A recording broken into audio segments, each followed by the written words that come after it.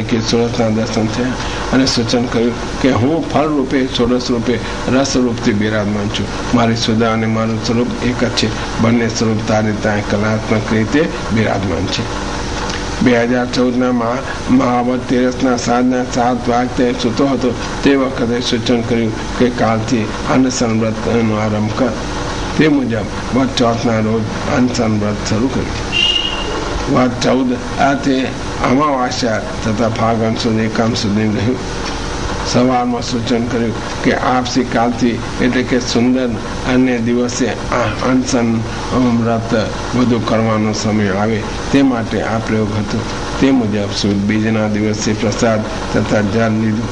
બીજું હજુ પણ રોજ દિવસે અને રાત્રિના સુશીતોમાં સુરસ નિબંધ ભાષ્ય સુબોધની કારિકા તથા સુબોધીના બધામાંનું કોઈક લીટીઓ અથવા તો સોરસમાના ગ્રંથ તે મુજબ સંભળાય છે.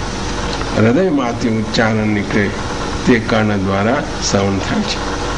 2014 ફાગણ સુદ 5મ સવારના 3 વાગ્યાના સુમારે આપસીના દર્શન થયા. સુશીતોમાં રાસ પંચાદય 26મા અધ્યાયનો પ્રથમ શ્લોક સુબોધીનું અમને પાન કરાય. આપસીના સ્વરૂપનું તેજ એજનું વર્ણન પણ થાય તેવું ન હતું. સાથે 4 સેવકો હતા. આપસી આજ્ઞા કરી કે જો હવે તારા મંદિરમાં પધારું છું.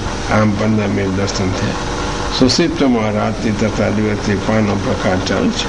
3 વાગતે આંખો મીચીને સૂતો હતો તે વખતે આપસી પધાર્યા કહ્યું આપસી આરામ કરો, સમ પડશે. આપસી આજ્ઞા કરી કે સ્નેહનું બંધન તારા સ્નેહથી બંધાયેલો છું એટલે તારા પાછળ મારે ફરવું પડે છે. તારા આધીન થયેલો છું અને શ્રમનો મહાત્મા તારા પાછળ મને ઘણો શ્રમ પડે છે. એમ કહી દર્શન બંધ થયા. પછી એકદમ એકાદશ સ્કંદના 3ય અધ્યાયમાં આપના સૂત્રો મુજબ ક્વચિત ગાયનથી, ક્વચિત રુદનથી, હસનથી, નૃત્યંથી, સ્મરણથી આ સૂત્રો મુજબ